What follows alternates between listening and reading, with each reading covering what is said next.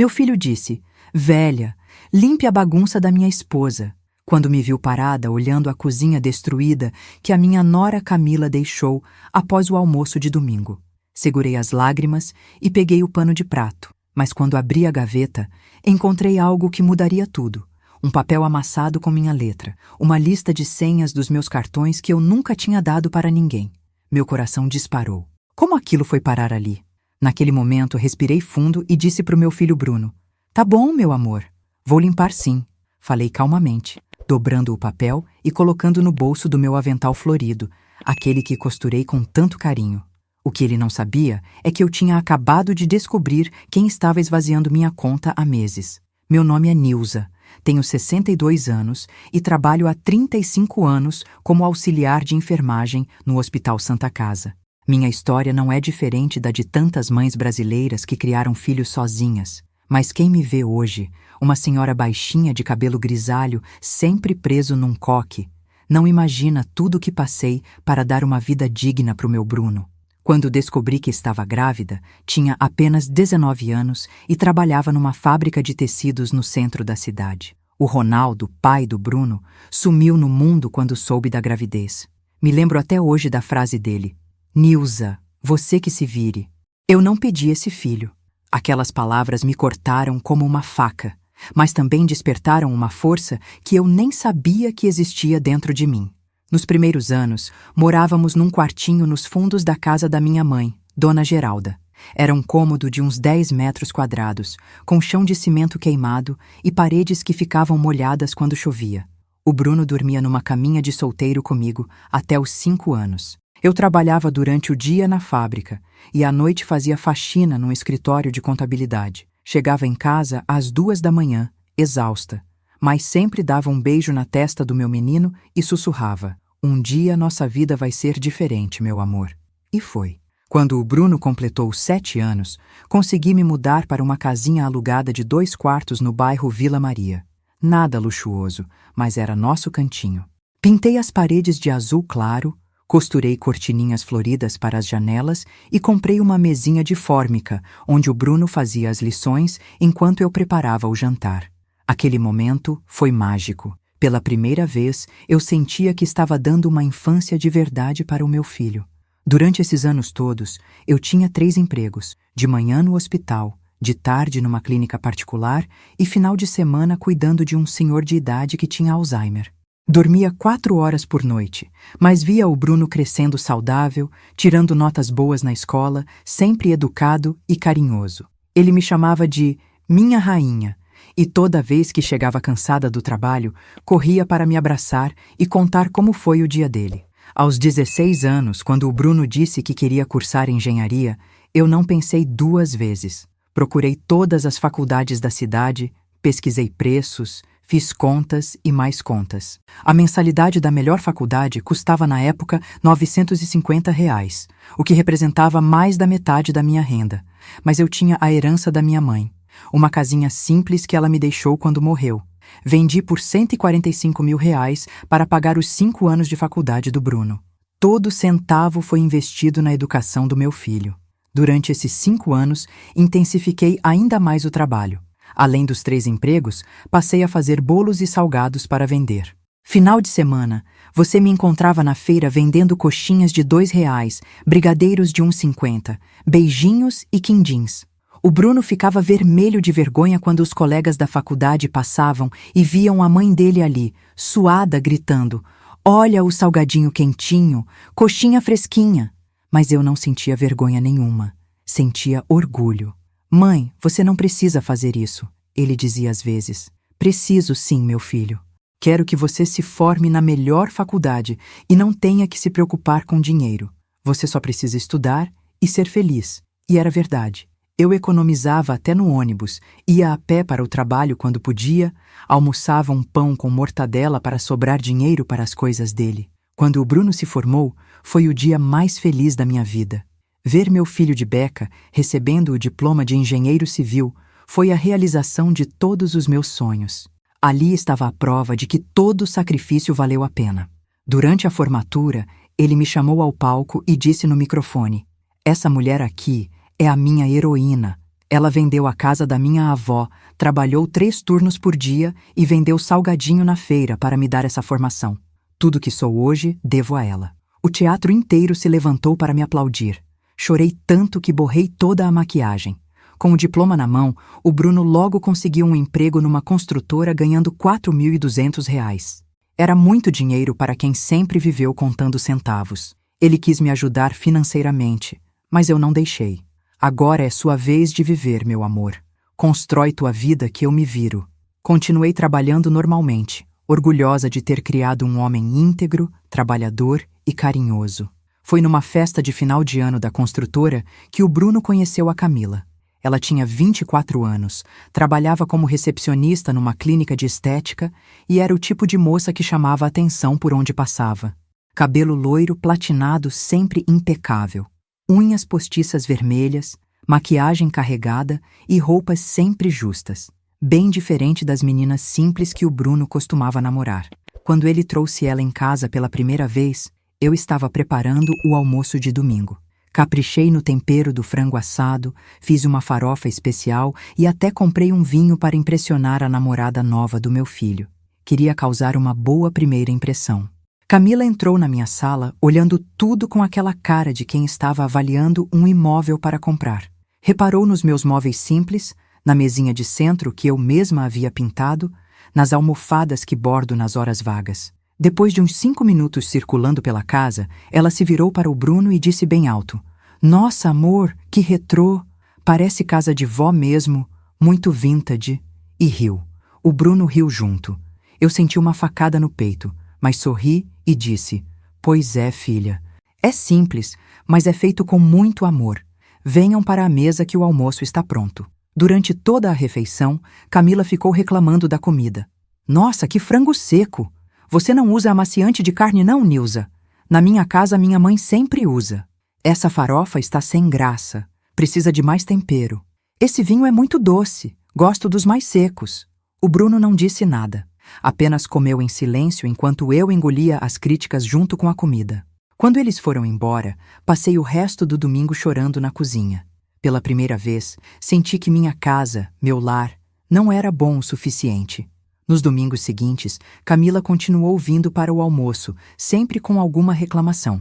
A mesa estava mal posta, a louça era antiquada, o banheiro precisava de reforma. E o pior, ela sempre deixava a cozinha destruída. Usava todos os pratos que encontrava, deixava restos de comida espalhados, respingava gordura nas paredes, derramava molho no fogão. Era como se uma bomba tivesse explodido na minha cozinha. "Bruno, chama tua namorada para me ajudar a lavar a louça", eu dizia. "Ah, mãe, deixa isso aí. A Camila trabalhou a semana toda, está cansada. Você já está em casa mesmo, não custa nada limpar." Essa frase virou um mantra. Todo domingo a mesma coisa. Eu cozinhava, servia, e depois limpava tudo sozinha enquanto eles assistiam televisão na sala. Aos poucos, eu fui me tornando a empregada da minha própria casa. 6 meses depois, Bruno me deu a notícia. Ele e Camila iam se casar. "Mãe, encontrei a mulher da minha vida. Ela é especial, diferente de todas que já conheci."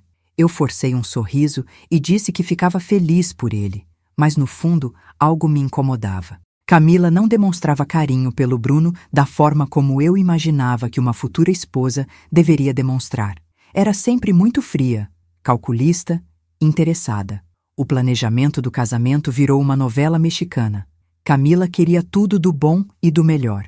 Vestido de R$ 8.000, festa para 150 pessoas, buffet sofisticado, decoração com flores importadas. O orçamento total ficou em R$ 70.000, valor que fez meu estômago embrulhar. "Mãe, você pode me ajudar com uns 35.000 reais? É o dinheiro da entrada que eu e a Camila não conseguimos juntar." O Bruno me pediu numa quinta-feira à noite, depois de um dia exaustivo no hospital. Eu estava tomando um chá de camomila e quase engasguei. "Meu filho, de onde vou tirar esse dinheiro todo?" Perguntei, já sabendo que ia ter que desenrolar mais uma vez. "Mãe, você tem a aposentadoria, trabalha há tantos anos. Deve ter uma reservinha guardada." Ele não sabia que todo o meu dinheiro sempre foi investido nele, na nossa vida, no nosso sustento. Mas como disse não para o casamento do meu único filho, Peguei empréstimo consignado descontando R$ 890 da minha aposentadoria pelos próximos 4 anos. R$ 35.000 que comprometeriam minha renda até os 66 anos. Mas eu daria minha própria vida pela felicidade do Bruno. O casamento foi numa chácara elegante nos arredores da cidade. Camila estava deslumbrante no vestido branco tomara que caia. Bruno impecável no smoking alugado. Durante a cerimônia, quando eles disseram sim um para o outro, eu chorei. Não sabia se era de emoção ou de um pressentimento ruim que insistia em me acompanhar. Na festa, Camila fez questão de apresentar a família dela para mim.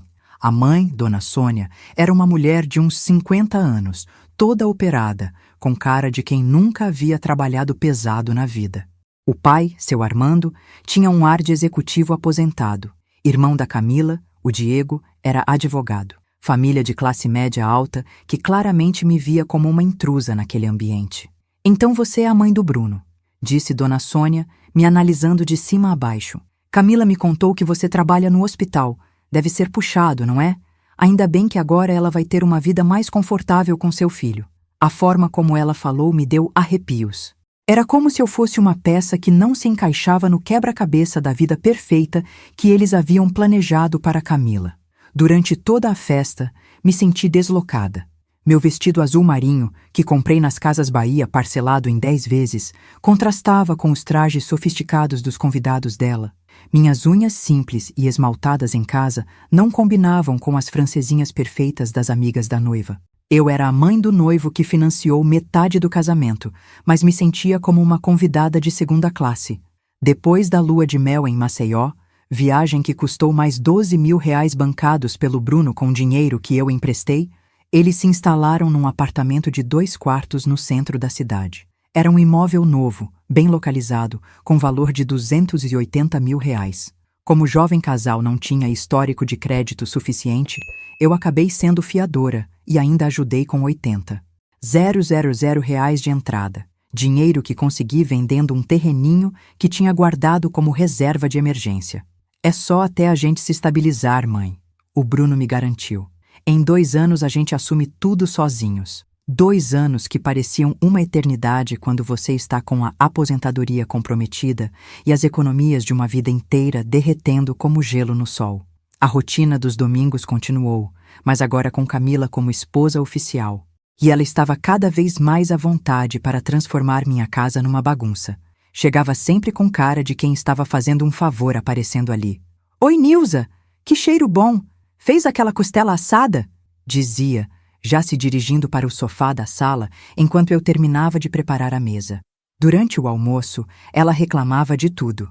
Do trabalho na clínica, da patroa exigente, do trânsito, do calor.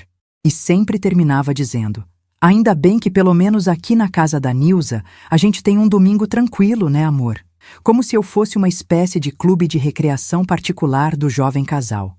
Depois da sobremesa, a rotina era sempre a mesma. Bruno e Camila iam para a sala assistir Netflix, enquanto eu lavava montanhas de louça.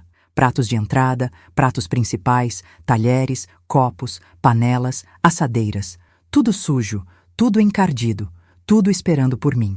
Quando eu terminava a limpeza, sempre umas 2 horas depois, eles já estavam de saída. "Obrigada pelo almoço, Nilza. Estava uma delícia como sempre." Camila gritava da porta de entrada. "A gente se vê semana que vem." E lá se iam eles, me deixando exausta num domingo que deveria ser de descanso. Uma vez, eu tentei sugerir que eles levassem as esposas de amigos do Bruno para conhecer. Que tal chamar a Jéssica e o marido dela para almoçar também? Seria bom vocês terem amigos casados. A resposta da Camila foi rápida. "Ai, Nilza, aqui é muito pequeno para receber mais gente. E você já fica tão cansada só com a gente 2. Imagina com mais pessoas." Era sempre assim. Minha casa era pequena demais para receber outros convidados, mas perfeita para eles devastarem todo domingo. Eu era forte demais para trabalhar 3 turnos durante 35 anos, mas fraca demais para eles moverem um dedo na cozinha. Foi num domingo de março que notei o primeiro sinal de que algo estava errado. Camila chegou com uma bolsa nova, uma Coach legítima que custava pelo menos R$ 3.000. Para uma recepcionista que ganhava 1.800 por mês, era um luxo inexplicável. "Nossa, que bolsa linda! Foi presente?" Perguntei, tentando ser simpática. Ah, comprei numa liquidação, ela respondeu rapidamente, mudando de assunto. Mas eu já tinha reparado que ela não gostava de falar sobre dinheiro, principalmente sobre como conseguia comprar coisas caras com o salário que recebia. 2 semanas depois, foi a vez do Bruno aparecer com um Apple Watch, R$ 2.500 no pulso de um rapaz que sempre foi cuidadoso com dinheiro. Meu filho, que relógio bonito! Te custou caro? Ah, mãe, comprei parcelado, não foi nada demais. Mas parcelado em quantas vezes? Com que dinheiro? Com o salário dele comprometido com o financiamento do apartamento, carro e empréstimos? Os sinais foram se acumulando. Roupas de marca, jantares em restaurantes caros, viagens de final de semana. O padrão de vida do jovem casal estava muito acima do que eles ganhavam juntos. Eu fazia as contas de cabeça e não batia. Simplesmente não batia. Foi numa terça-feira, depois do plantão noturno no hospital, que resolvi passar no apartamento deles para entregar umas marmitas que havia preparado. Bati na porta várias vezes, mas ninguém atendeu. Usei a cópia da chave que eles me deram para emergências e entrei. O que vi me deixou de queixo caído.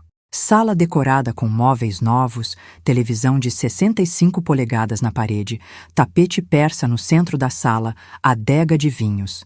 Aquilo não era decoração de quem estava se estabilizando financeiramente. Era decoração de quem tinha dinheiro sobrando. Deixei as marmitas na geladeira e saí confusa.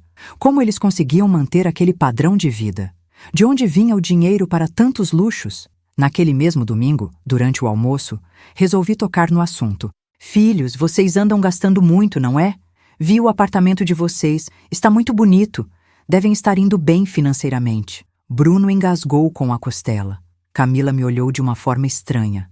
Mãe, a gente está se virando, não precisa se preocupar com isso. Bruno respondeu visivelmente incomodado. Mas filho, é que eu fico preocupada. Vocês ainda estão pagando o apartamento, têm as despesas da casa e eu vejo que estão comprando muita coisa cara. Foi aí que Camila explodiu. Nilza, desculpa, mas nossa vida financeira não é da sua conta. A gente é adulto, trabalha e sabe o que faz com o nosso dinheiro. O tom foi tão agressivo que me deixou sem reação. Bruno não disse nada para defendê-la, mas também não me defendeu. Desculpa, filha. Não quis me intrometer. É que uma mãe sempre se preocupa, eu disse, tentando contornar a situação. Mas o clima ficou pesado. Eles almoçaram em silêncio e foram embora mais cedo. Naquela noite, Bruno me ligou. Mãe, a Camila ficou chateada com o que você disse hoje. Ela acha que você fica fiscalizando nossa vida. Meu filho, eu só me preocupo com vocês. Não quero que se endividem. A gente se cuida, mãe. Você não precisa ficar perguntando sobre nosso dinheiro. Foi a primeira vez que meu filho me repreendeu por me preocupar com ele. Deitei naquela noite com o coração apertado, sentindo que estava perdendo meu Bruno aos poucos. Voltando àquele domingo fatídico que mudaria tudo. Era abril, um dia de outono com ventinho gostoso. Eu havia caprichado no almoço.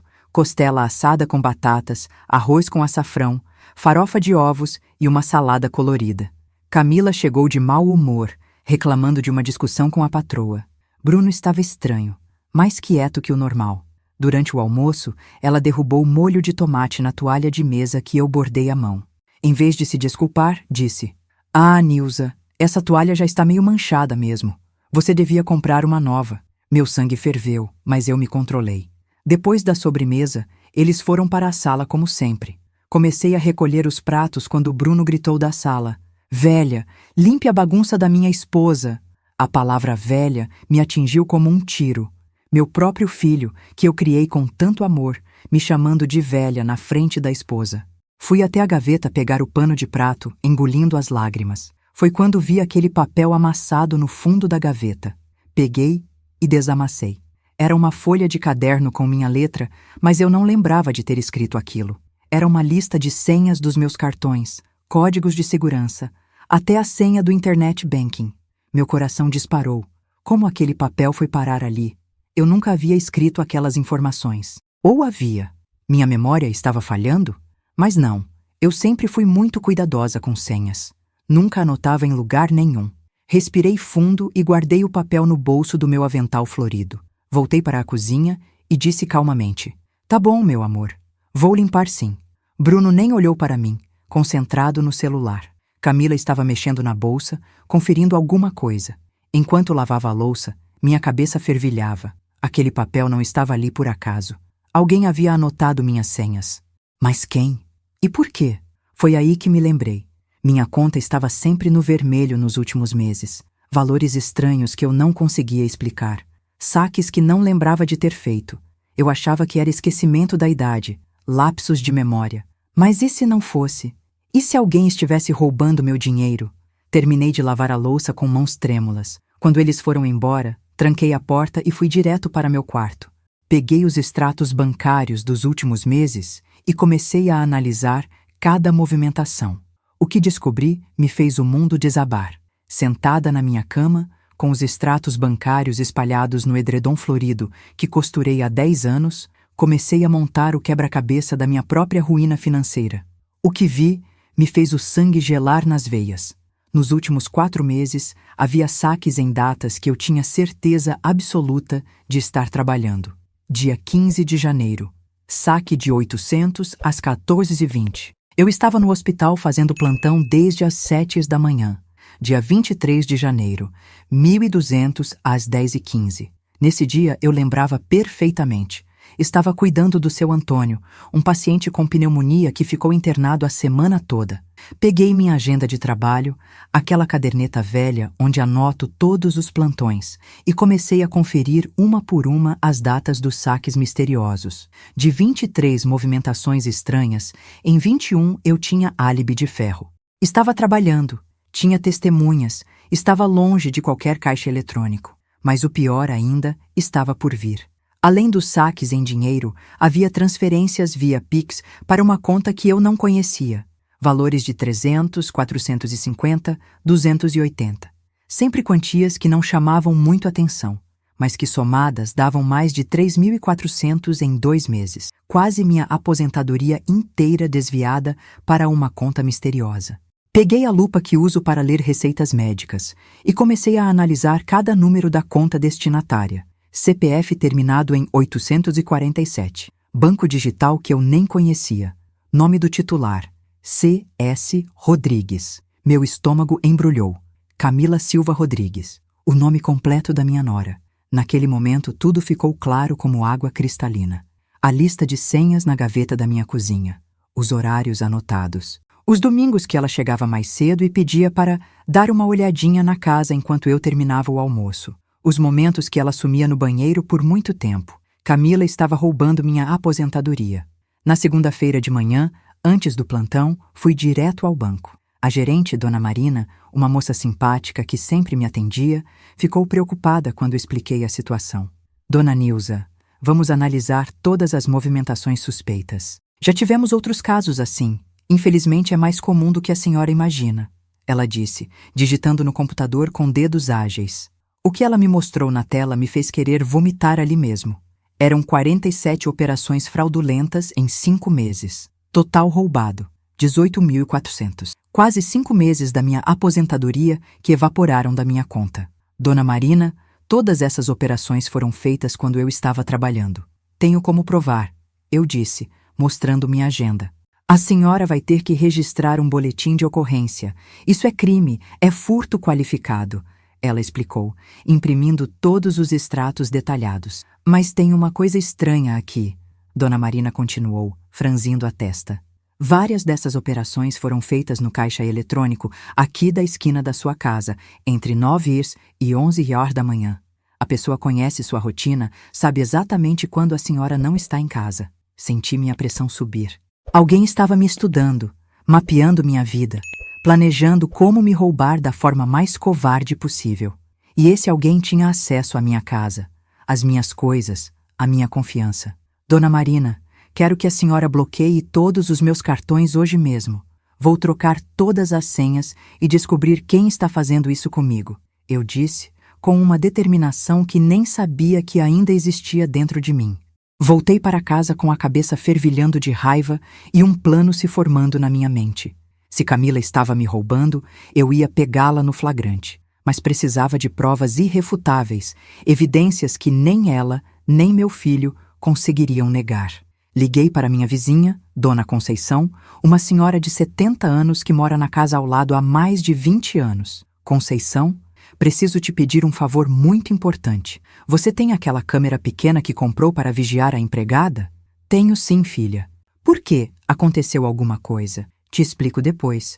Posso pegar emprestado por uns dias? Claro, querida. Vou buscar aqui. A câmera era do tamanho de uma caixinha de fósforo, dessas que gravam em cartão de memória e podem ficar escondidas em qualquer lugar. Dona Conceição me ensinou como ligar, como esconder e como transferir os vídeos para o computador da biblioteca pública. Coloquei a câmera atrás dos livros de receita na estante da sala, com vista perfeita para toda a sala de estar e a entrada da cozinha. Se alguém entrasse na minha casa quando eu não estivesse, seria filmado em alta definição. Também mudei minha estratégia. Em vez de deixar as senhas guardadas em lugares óbvios, escrevi senhas falsas em papeizinhos e espalhei pela casa. Gaveta da cozinha, porta do guarda-roupa, atrás do porta-retrato da mesa de cabeceira. Todas falsas, mas convincentes. Se alguém tentasse usar, eu saberia imediatamente. 3 dias depois, na quinta-feira, cheguei do plantão noturno às 7 da manhã e fui direto para a câmera.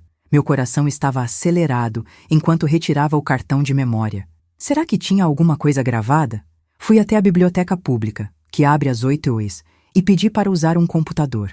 A bibliotecária, Dona Rosa, conhece toda a minha família e me deixou ficar numa salinha reservada. O primeiro vídeo me mostrou algo que me fez o sangue virar gelo nas veias. Era Camila entrando na minha casa na terça-feira às 9h15, usando uma chave.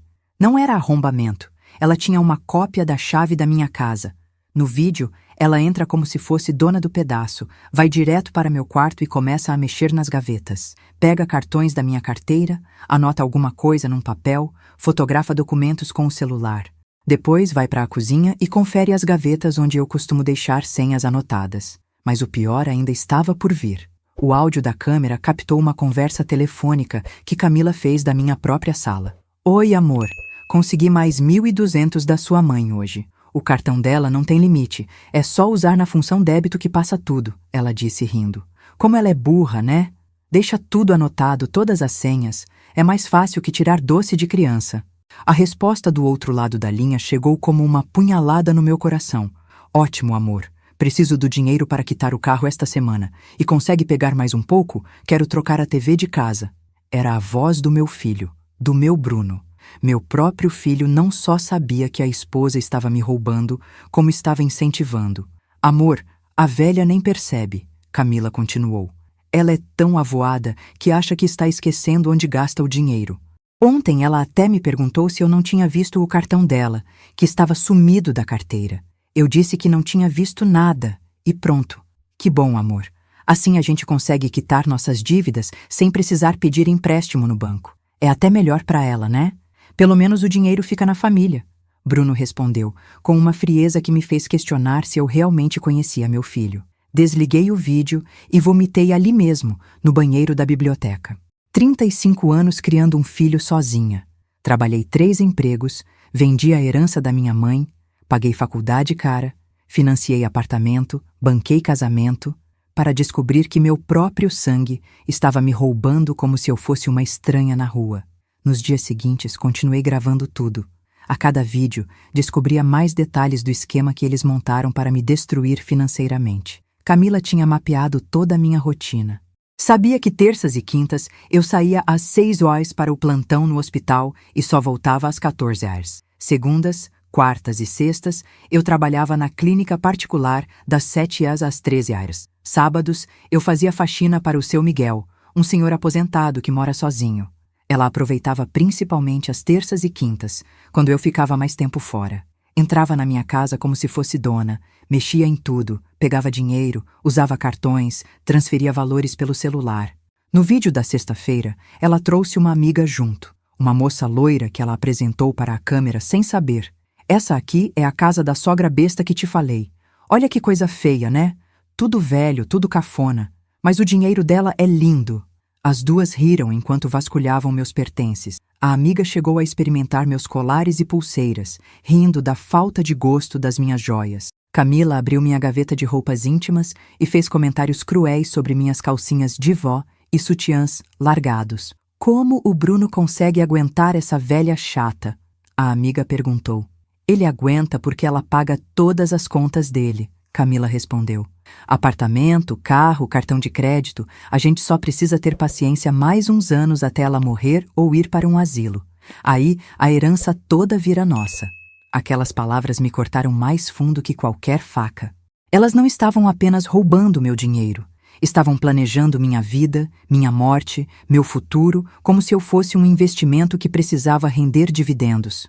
Determinada a entender a extensão do buraco financeiro que eles cavaram, resolvi investigar mais profundamente. Liguei para a administradora do prédio onde eles moram, me passando pela mãe preocupada.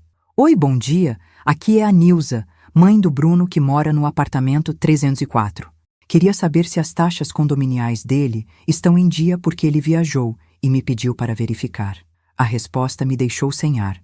Olha, dona Nilza, seu filho está com 3 meses de atraso. São 1.350 de taxas vencidas, mais 210 de juros. Se não quitar até o final do mês, vamos ter que entrar com processo de cobrança. 1.560 de dívida no condomínio de quem supostamente estava se estabilizando financeiramente. Liguei também para a concessionária onde Bruno comprou o carro.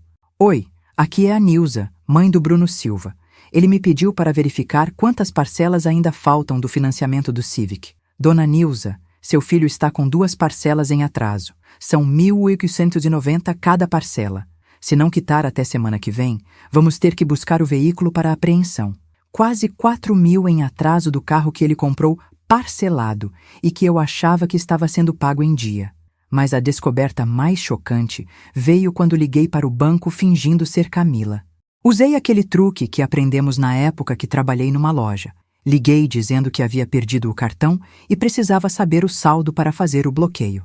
Senhora Camila, seu cartão de crédito está com saldo devedor de 47.800 e já ultrapassou o limite de 45.000. A senhora precisa fazer um depósito de pelo menos 3.000 até amanhã para regularizar. Quase 50.000 de dívida no cartão de crédito. Agora eu entendia de onde vinha a necessidade desesperada pelo meu dinheiro. Eles não estavam roubando por ganância. Estavam roubando por desespero. Com todas as evidências em mãos, vídeos, extratos bancários, comprovantes das dívidas, comecei a planejar minha vingança. Não ia ser um confronto qualquer.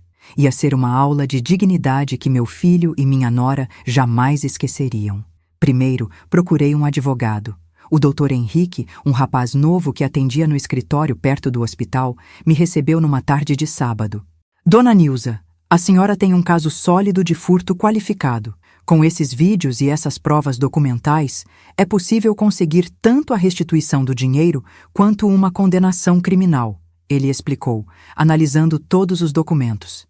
Doutor, eu não quero destruir meu filho.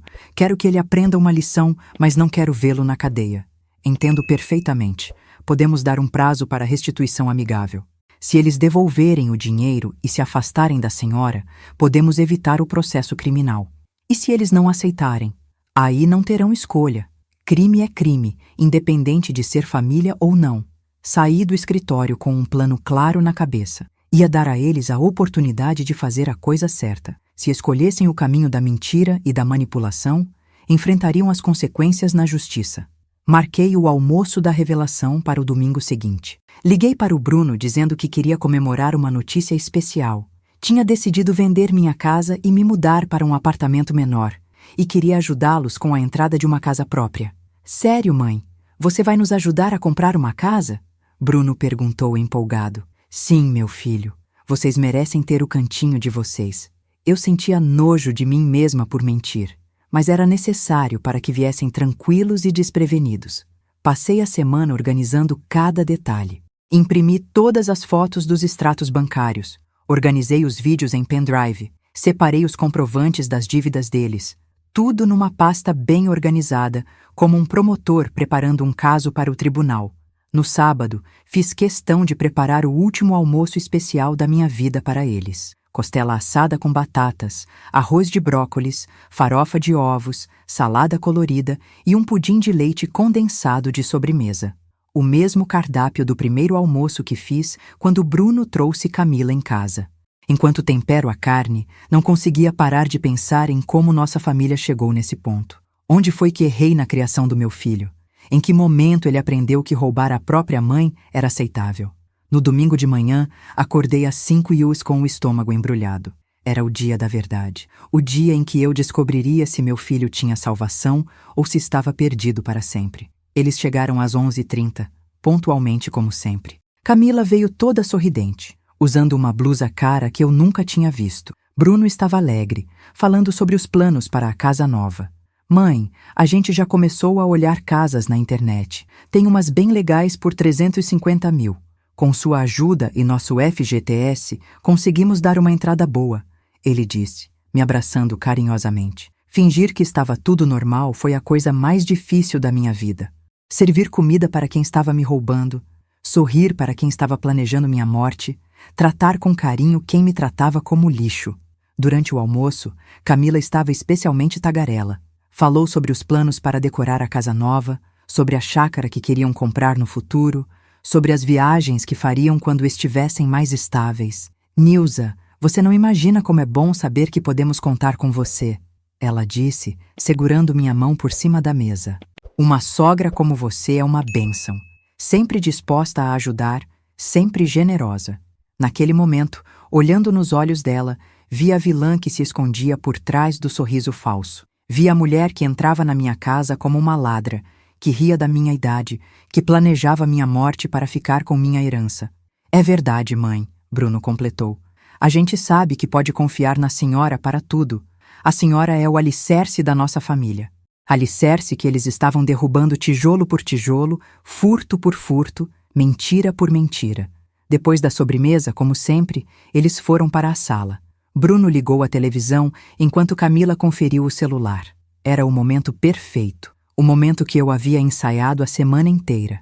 Respirei fundo, peguei a pasta com todas as evidências e caminhei até a sala. Filhos, antes de vocês irem embora, preciso conversar sobre uma coisa muito séria com vocês. Bruno abaixou o volume da televisão e me olhou com aquele sorriso que eu conhecia desde criança. Camila continuou mexendo no celular, apenas levantou os olhos e disse: Fala, Nilza.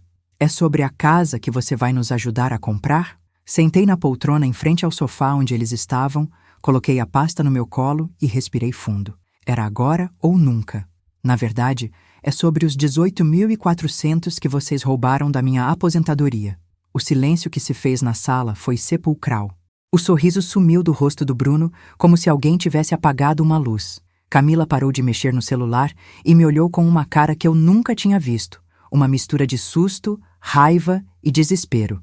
Mãe, que é isso? Do que a senhora está falando? Bruno gaguejou, tentando forçar um sorriso nervoso. Deve estar confundindo alguma coisa.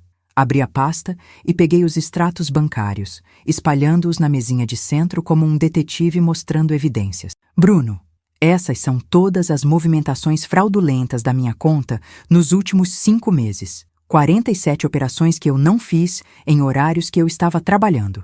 Camila se levantou de um pulo, tentando parecer indignada. Nilza, que absurdo é esse? Você está nos acusando de roubo? Isso é uma ofensa. Mas eu podia ver o pânico nos olhos dela. Senta, Camila. Eu disse com uma firmeza que me surpreendeu. Porque eu ainda não terminei. Peguei o pendrive e o coloquei na mesinha. Esse pendrive tem vídeos de você entrando na minha casa, mexendo nas minhas gavetas, pegando meus cartões e fazendo transferências Pix para a sua conta. A cor sumiu do rosto dela. Bruno ficou branco como uma parede recém-pintada. Tem também o áudio de vocês conversando ao telefone, planejando como roubar mais dinheiro de mim. E você, Bruno? Eu disse, olhando nos olhos do meu filho, dizendo que o dinheiro era melhor ficar na família do que você pedir empréstimo no banco. Bruno tentou falar, mas as palavras não saíam. Camila, desesperada, partiu para o ataque. Isso não prova nada. Qualquer um pode editar vídeo hoje em dia. E que história é essa de câmera? Você está nos espionando? Não, filha, eu respondi mantendo a calma. Eu estava me protegendo. E ainda bem que fiz isso, porque descobri que vocês não só me roubaram, como planejaram minha vida inteira. Peguei outro papel da pasta. Vocês devem 1.560 de condomínio. 3. 780 de prestações do carro em atraso e 47.800 no cartão de crédito. Foi aí que Bruno desabou. Colocou as mãos no rosto e começou a chorar. Mãe, eu posso explicar tudo. A gente não queria fazer isso. A gente estava desesperado. Desesperado? Eu gritei, perdendo a compostura pela primeira vez. Desesperado é trabalhar 3 turnos para pagar faculdade de filho ingrato. Desesperado é vender a herança da própria mãe para dar futuro para um ladrão. Desesperado é descobrir que o próprio sangue prefere roubar a mãe a pedir ajuda. Camila, vendo que a situação estava fugindo do controle, resolveu partir para cima de mim. Sabe de uma coisa, Nilza? Cansei dessa hipocrisia. Você fica aí bancando a santa, mas é uma velha chata que não sabe viver. Fica grudada no Bruno, não deixa ele crescer. Quer controlar a vida dele. Camila! Bruno gritou, mas ela continuou. Você acha que merece todo o nosso respeito só porque trabalhou? Todo mundo trabalha, Nilza. Não é mérito seu ter criado o Bruno sozinha. Era sua obrigação. E agora fica aí cobrando gratidão como se ele fosse devedor eterno da sua vida sacrificada. Aquelas palavras me atingiram como facadas, mas também me deram uma força que eu não sabia que existia. Levantei da poltrona e olhei nos olhos dela. Sabe qual é a diferença entre mim e você, Camila? Eu trabalhei por amor. Você rouba por ganância. Eu construí uma vida honesta. Você destrói famílias com mentiras. E você, Bruno? Eu disse, me virando para meu filho que continuava chorando. Eu te criei para ser um homem de caráter. Te ensinei que trabalho dignifica, que honestidade vale mais que dinheiro, que família se protege e não se explora. Cadê o homem que eu criei? Bruno tentou se aproximar de mim. Mãe, eu posso explicar. A Camila estava grávida e perdemos o bebê. Tivemos que pagar o hospital particular, entrou no cartão de crédito. Depois veio o financiamento do carro, as prestações da casa e quando vimos, estávamos afogados em dívidas. E por que não me procuraram para conversar? Eu perguntei. Por que não me contaram a verdade?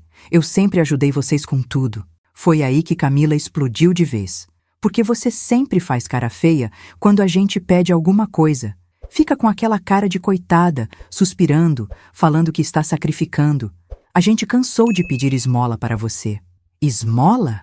Eu repeti incrédula. 35.000 do casamento foi esmola? 80.000 do apartamento foi esmola? Os 145.000 da sua faculdade, Bruno, foi esmola? Bruno parou de chorar e olhou para Camila com raiva. Camila, para! A minha mãe nunca fez cara feia para me ajudar. Quem teve a ideia de pegar o dinheiro escondido foi você. Agora, a máscara tinha caído completamente. Camila se virou para Bruno como uma víbora. Ah, agora a culpa é minha? Você que disse que sua mãe era rica e que nunca ia fazer falta. Você que falou que ela nem ia perceber. Eu falei isso porque você ficava me enchendo o saco todo dia. Bruno gritou de volta. Todo dia era a mesma ladainha. Pede para sua mãe tem dinheiro, sua mãe não vai levar nada para o túmulo. Ver meu filho e minha nora brigando na minha sala, se acusando mutuamente de um crime que cometeram juntos contra mim, me deu uma clareza terrível. Eu não tinha perdido apenas meu dinheiro. Eu tinha perdido minha família. Chega! Eu gritei e eles pararam de brigar. Agora vocês vão me escutar com muita atenção. Eu tenho 62 anos, trabalho há 35 anos, criei meu filho sozinha e nunca pedi nada para ninguém. Não vou aceitar ser roubada e desrespeitada na minha própria casa. Peguei outro papel da pasta. Esse aqui é o contato do meu advogado. Vocês têm 60 dias para me devolver os 18.400 que roubaram. Cada centavo com correção monetária e juros. Mãe, de onde vamos tirar esse dinheiro todo? Bruno perguntou desesperado. Problema de vocês. Vendem o carro, pegam empréstimo, pedem para os pais dela, trabalhem de final de semana. Não me interessa como. Quero meu dinheiro de volta. Minha voz estava firme como rocha. E tem mais, eu continuei. Camila, você não põe mais os pés na minha casa, nunca mais. Não quero você nem perto de mim, nem das minhas coisas, nem da minha vida. Camila deu uma risada amarga. Ah, é assim? E o Bruno? Vai proibir seu filho de vir aqui também? O Bruno sempre será bem-vindo aqui, eu disse, olhando para meu filho. Mas sozinho. E só depois que vocês devolverem meu dinheiro e ele provar que mudou. E se a gente não conseguir pagar? Camila perguntou, desafiadora. Peguei o último papel da pasta. Esse aqui é o boletim de ocorrência que já está pronto para ser registrado. Furto qualificado pode dar até 8 anos de prisão. E com todas as provas que eu tenho, vocês não têm chance de escape. O silêncio voltou a dominar a sala. Bruno estava destruído, chorando baixinho. Camila estava calculando as opções. Eu podia ver as engrenagens funcionando na cabeça dela. Foi aí que Camila cometeu o último erro dela naquela casa. Achou que ainda podia me manipular. Nilza, vamos resolver isso em família. Não precisa envolver justiça, advogado, essas coisas. A gente devolve seu dinheiro e todo mundo segue sua vida. Família? Eu repeti. Você acha que ainda somos família depois de tudo isso? Levantei e fui até a estante, peguei um porta-retratos com uma foto nossa do casamento. Família não rouba família. Família não planeja a morte de família. Família não chama família de velha chata pelas costas. Joguei o porta-retratos no chão, o vidro se despedaçou em 1000 pedaços. Assim como esse vidro, nossa família se quebrou. E não tem cola no mundo que conserte.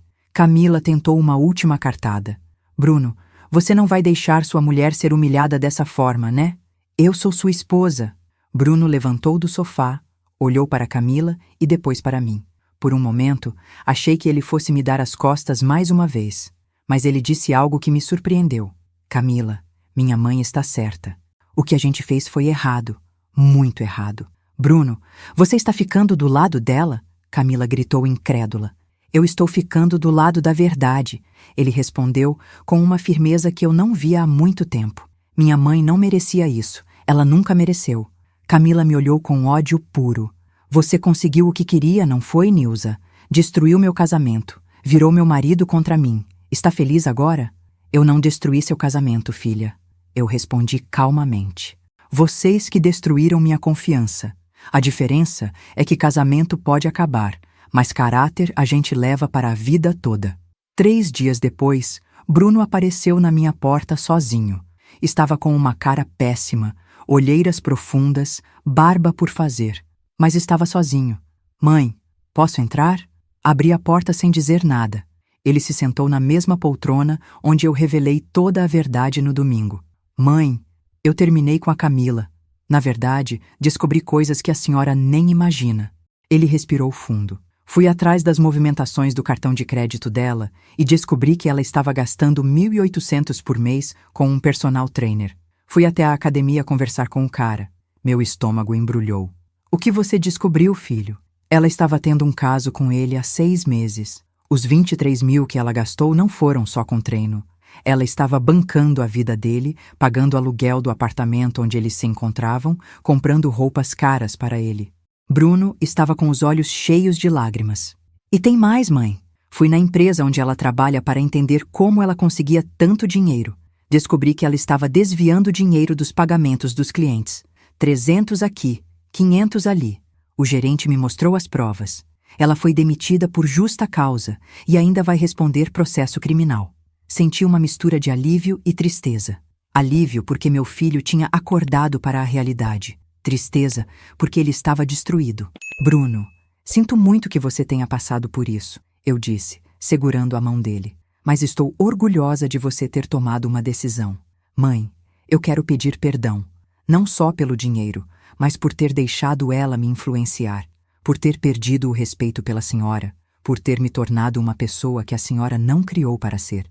Ele estava soluçando. Filho, te perdoo, mas perdão não apaga consequências. Você ainda precisa me devolver o dinheiro e reconquistar minha confiança. Eu sei, mãe. Já vendi o carro. Consegui 28 mil. Vou pagar toda a sua dívida e ainda sobra para quitar parte das prestações atrasadas do apartamento. Ele me entregou um envelope. Aqui estão os 18.400, com correção e juros. Tudo certinho. Peguei o envelope, mas não abri. E seus planos agora? Vou me mudar para um apartamento menor, mais barato. Vou trabalhar dobrado para pagar minhas contas sozinho. E vou vir aqui todo domingo, se a senhora deixar, para reconquistar o direito de ser seu filho. Nas semanas que se seguiram, Bruno começou a me mostrar quem ele realmente era, por baixo de toda aquela influência da Camila. Descobri que meu filho sempre teve caráter, mas havia se perdido pelo caminho. Ele voltou no domingo seguinte, como prometeu. Chegou às 10h da manhã com uma sacola de supermercado na mão. Mãe, Trouxe ingredientes para o almoço. Quero cozinhar para a senhora hoje. Fiquei emocionada vendo meu filho preparar uma farofa de ovos igual àquela que eu fazia quando ele era criança. Enquanto ele mexia os ovos na frigideira, contou como descobriu outras mentiras da Camila. Mãe, lembra quando ela disse que estava grávida e perdeu o bebê? Ele perguntou, sem tirar os olhos da frigideira. Menti para a senhora. Ela nunca esteve grávida. Inventou essa história para justificar os gastos no cartão de crédito. Disse que precisava fazer exames caros, comprar remédios especiais. Eram mais 4.500 de mentiras que eu acreditei. Meu coração apertou. Por que você não me contou a verdade na hora do confronto? Porque ainda tinha vergonha, mãe. Vergonha de admitir que fui enganado, que a mulher que eu amava era capaz de mentir sobre uma coisa tão séria. Ele desligou o fogo e se encostou na pia. Mas agora entendo que vergonha mesmo era roubar da senhora. Durante aquele almoço, conversamos como não conversávamos há anos. Bruno me contou que Camila sempre criticava nossa casa, sempre dizia que eu era muito simples e que ele merecia coisa melhor, que ela plantou na cabeça dele que eu tinha muito dinheiro guardado e que estava sendo egoísta em não ajudar mais. Ela falava que a senhora era de uma geração que guardava dinheiro debaixo do colchão, que não sabia aproveitar a vida, que quando a senhora morresse, o dinheiro ia ficar parado sem servir para nada. Bruno falou isso com os olhos cheios de lágrimas. Mãe, eu deixei ela me convencer de que roubar da senhora era quase um favor. Quando ele terminou de falar, fiquei calada por um tempo. Depois disse, filho, manipulação é isso mesmo. A pessoa vai plantando ideias na nossa cabeça até a gente achar que o errado é certo. Uma semana depois, Camila apareceu na minha porta. Eu estava chegando do hospital quando vi ela parada no portão, com uma cara de desespero que jamais havia visto. Nilza, preciso falar com você. Ela disse assim que me viu descendo do ônibus. Estava sem maquiagem, com o cabelo preso de qualquer jeito e usando roupas simples, bem diferente da mulher produzida que eu conhecia. Não temos nada para conversar, Camila, eu respondi, passando direto por ela para abrir o portão. Por favor, só 5 minutos. É sobre o Bruno. Ela estava quase implorando. Parei na chave e olhei para ela. Ele me mandou uma carta de divórcio. Disse que não quer mais nada comigo. Mas isso é culpa sua? Culpa minha? Eu ri sem graça. Filha, quem roubou foi você. Quem mentiu foi você. Quem traiu foi você. Eu só mostrei para ele quem você realmente era. Você manipulou as provas, editou os vídeos, inventou essas mentiras para separar a gente. Ela gritou, começando a chorar. Você sempre teve ciúme de mim. Sempre quis que o Bruno ficasse solteiro para viver grudado em você. Senti minha pressão subindo. Camila, os vídeos que gravei mostram você entrando na minha casa com chave copiada, mexendo nas minhas gavetas e roubando meus cartões. Isso não é invenção, é crime. Eu só peguei emprestado, ia devolver tudo. Ela mentiu descaradamente. E você nem precisava desse dinheiro mesmo. Fica aí no hospital ganhando bem, deve ter um monte de dinheiro guardado. Foi aí que eu perdi a paciência. Camila, para de mentir. Você não pegou emprestado nada. Você roubou sistematicamente por meses. E eu não ganho bem coisa nenhuma. Ganho 3.400 de aposentadoria e trabalho para complementar a renda. Todo centavo que você roubou fez falta. Ah, para de drama, Nilza. 18 mil para você não é nada. Você pagou 145 mil da faculdade do Bruno, pagou 35 mil do casamento, deu 80 mil para o apartamento, sempre teve dinheiro quando quis. Eu trabalhei por esse dinheiro, eu gritei. Vendi a herança da minha mãe, peguei empréstimo, fiz 3 turnos por dia, vendi salgadinho na feira. Cada centavo custou suor e lágrimas. E você achou que tinha direito de simplesmente pegar o que não era seu? Camila mudou de estratégia e começou a chorar mais alto. Nilza, eu erro. Eu sei que errei, mas não destrói meu casamento por causa disso. O Bruno é tudo que eu tenho na vida. O Bruno não é uma propriedade sua. Eu respondi friamente. Ele fez a escolha dele baseado no que você realmente é. E pelo que sei, você não perdeu só o Bruno. Perdeu o emprego também, não foi? O rosto dela ficou vermelho de raiva. Você investigou isso também? Não precisei investigar. Meu filho me contou tudo. Como você roubava dinheiro da empresa, como estava traindo ele com o personal trainer, como mentiu sobre a gravidez. Cada palavra que eu falava era como uma facada nela. Você não entende nada, ela explodiu. Eu estava desesperada. As contas estavam acumulando, o cartão estourado, o apartamento atrasado. Eu precisava de dinheiro. E por isso resolveu roubar a sogra em vez de pedir ajuda? Perguntei. Por isso resolveu destruir a família em vez de confiar nela? Camila me olhou com ódio puro. Sabe de uma coisa? Você conseguiu o que queria. Me destruiu completamente. Estou desempregada, sem marido, sendo processada. Está feliz agora? Camila, eu disse calmamente, eu não destruí você.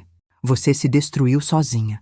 Eu só mostrei para todo mundo quem você sempre foi por dentro. Ela deu meia volta e saiu gritando. Isso não vai ficar assim. Vou provar que você armou tudo isso. Mas eram só palavras vazias de quem perdeu tudo por suas próprias escolhas. Com o passar dos meses, Bruno começou a demonstrar uma maturidade que eu nunca tinha visto nele. Mudou-se para um kitnet simples de um quarto. Começou a trabalhar como freelancer de projetos de engenharia nas horas vagas e assumiu todas as suas responsabilidades financeiras. Toda quinta-feira, ele me ligava só para saber como eu estava. Todo domingo vinha almoçar e ficava até de noite, conversando, assistindo TV, recuperando os anos perdidos. Mas o mais importante, ele aprendeu a me valorizar. Mãe, hoje fui ao supermercado e lembrei da época que a senhora fazia compra com lista anotada no papelzinho, contando cada centavo para não passar do orçamento. Ele me disse num domingo. Nunca entendi o sacrifício que isso representava. Agora que estou passando sufoco para pagar minhas contas, sei o que a senhora passou para me criar. Em outubro, 6 meses depois do confronto, Bruno chegou em casa com uma notícia que me encheu de orgulho. Mãe, recebi uma proposta para trabalhar numa construtora de Brasília. É um cargo de gerente de obras, salário de 8.500. Posso recomeçar minha vida do zero, longe de tudo que aconteceu aqui. Meu primeiro impulso foi ficar triste, meu filho indo embora novamente, mas depois pensei melhor. Bruno, essa é a sua chance de se reconstruir. Você deve aceitar. Mas e a senhora? Não quero deixar a senhora sozinha. Ele segurou minha mão. Depois de tudo que passou, quero cuidar melhor da senhora. Meu filho, eu criei você para voar com as próprias asas, não para ficar preso aqui por culpa ou obrigação. Vai, reconstrói sua vida e seja feliz. Eu vou ficar bem. Na véspera da viagem dele, fizemos nosso último almoço de domingo juntos por um tempo. Ele preparou uma feijoada completa, igual àquela que eu fazia nos aniversários dele quando criança. Depois do almoço, ele me deu um presente que me emocionou até as lágrimas. Era um quadro com uma foto nossa da formatura dele, mas com uma moldura nova e uma frase que ele mandou gravar, para minha heroína, que me ensinou que caráter vale mais que dinheiro. Obrigado por não ter desistido de mim. Seu filho que te ama, Bruno. Enquanto minha vida voltava aos trilhos, a justiça seguia seu curso com Camila. Em dezembro, ela foi condenada por apropriação indébita na empresa onde trabalhava. Teve que devolver os 23 mil roubados, mais multa de 50% do valor. Como não tinha o dinheiro, o salário dela foi penhorado por 2 anos. O personal trainer que ela bancava sumiu no mundo assim que descobriu que ela estava sendo processada. Relacionamentos baseados em interesse financeiro têm prazo de validade. Camila tentou me processar por difamação e calúnia, alegando que eu havia inventado as evidências contra ela. Mas meu advogado apresentou todas as provas, vídeos, áudios, extratos bancários, e o processo dela foi arquivado por falta de fundamento. A última notícia que tive dela foi através de uma conhecida. Estava morando com a mãe, trabalhando numa loja de roupas no shopping por salário mínimo e pagando as prestações das dívidas que acumulou. O apartamento que eles financiaram foi vendido para quitar as prestações em atraso. Bruno perdeu toda a entrada que eu havia dado, mas pelo menos saiu sem dívidas pendentes. Em janeiro deste ano, no aniversário de 1 ano do confronto que mudou nossas vidas, Bruno me ligou de Brasília. Estava feliz, trabalhando numa obra importante, morando num apartamento simples mas honesto. Mãe, hoje faz 1 ano que a senhora me ensinou a maior lição da minha vida, ele disse no telefone. Se a senhora tivesse me perdoado fácil, se tivesse passado a mão na minha cabeça, eu nunca teria aprendido o valor das coisas. Filho, às vezes quem ama tem que ser duro na hora certa, eu respondi. Prefiro te ver sofrendo as consequências dos seus erros do que te ver se tornando uma pessoa sem caráter. Mãe, estou namorando uma moça aqui. Ela é enfermeira, igual a senhora. Trabalha duro, é honesta, tem os pés no chão. Quando eu voltar para as férias, quero apresentar ela para a senhora. Mas só se a senhora quiser, no tempo da senhora.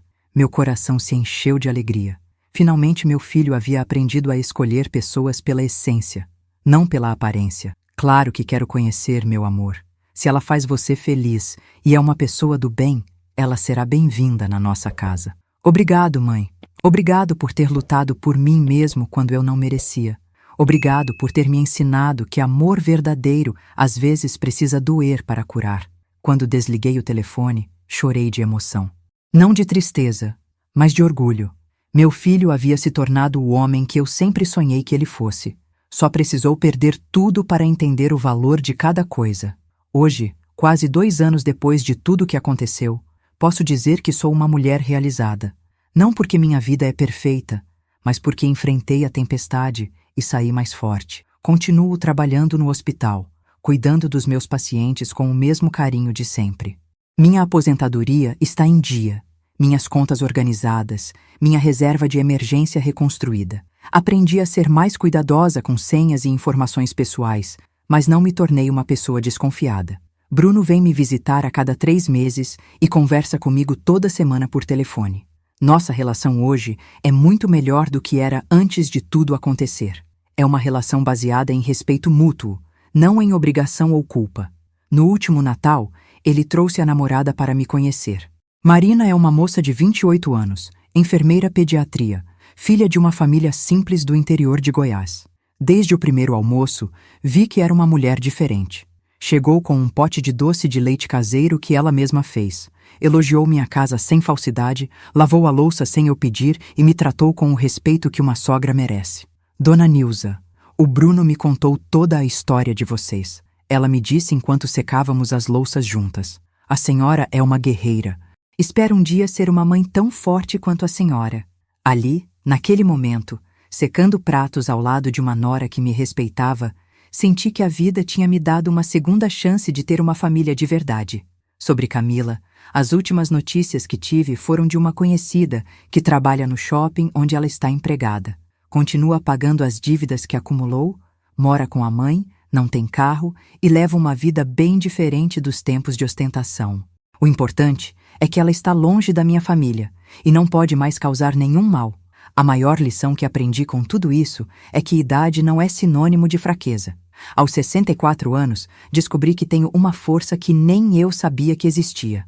Uma força que vem de 35 anos de trabalho honesto, de caráter construído tijolo por tijolo, de dignidade que ninguém pode roubar. Eles acharam que por eu ser velha, era burra. Descobriram que idade traz sabedoria, experiência e coragem para fazer o que é certo. Descobriram que respeito não se negocia, se conquista. E quem não valoriza o que tem, perde o direito de ter.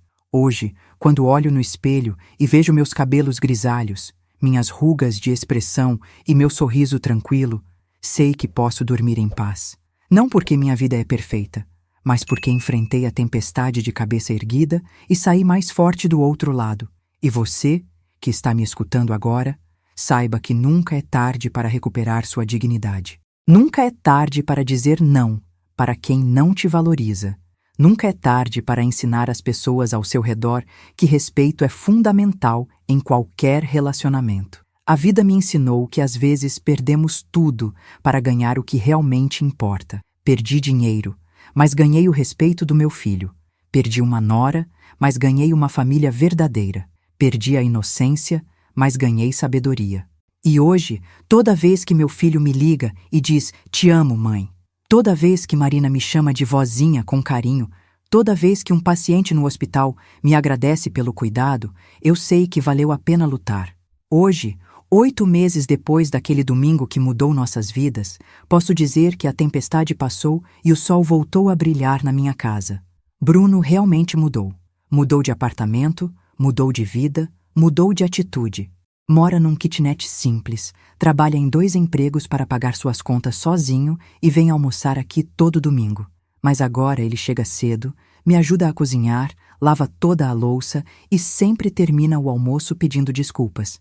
Não porque eu exijo, mas porque ele finalmente entendeu o valor do que destruiu e está lutando para reconquistar. Meu dinheiro foi devolvido integralmente. Cancelei o empréstimo consignado, voltei a ter minha aposentadoria completa e ainda consegui guardar uma reserva para emergências. Aprendi a ser mais cuidadosa com senhas e informações pessoais. Camila, bem, a justiça foi feita sem eu precisar mover uma palha.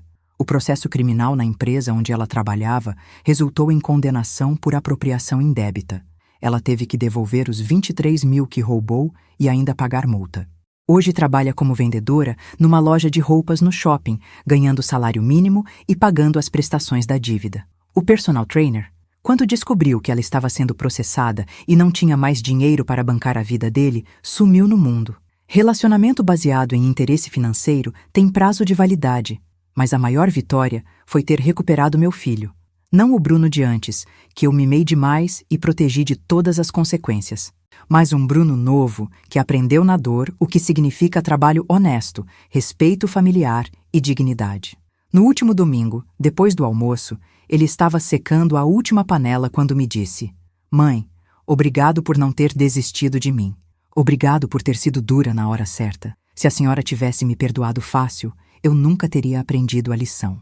Ali, naquele momento, olhando meu filho com as mãos na massa de sabão, secando minha louça com carinho, eu entendi que às vezes a maior prova de amor é deixar as pessoas enfrentarem as consequências dos próprios erros. Durante 35 anos, acreditei que proteger meu filho de todas as dificuldades era amor. Descobri que ensinar ele a enfrentar as próprias responsabilidades é que é amor de verdade. Eles acharam que por eu ser velha, era burra. Descobriram que idade traz sabedoria, experiência e coragem para fazer o que é certo. Descobriram que respeito não se negocia, se conquista. E quem não valoriza o que tem, perde o direito de ter.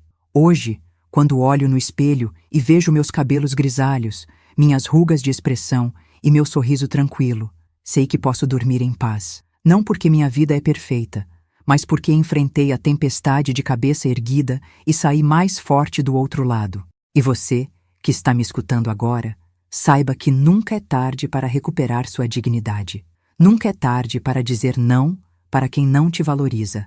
Nunca é tarde para ensinar às pessoas ao seu redor que respeito é fundamental em qualquer relacionamento. Se essa história tocou seu coração, se você já viveu uma situação parecida ou conhece alguém que passou por isso, deixe seu comentário contando de onde você está assistindo. Compartilhe este vídeo com quem precisa saber que nunca é tarde para recuperar a dignidade. Curta, se inscreva no canal para mais relatos reais de pessoas que encontraram forças para mudar suas vidas e clique agora na história que está aparecendo na sua tela. Porque toda história de dor pode se transformar numa história de vitória.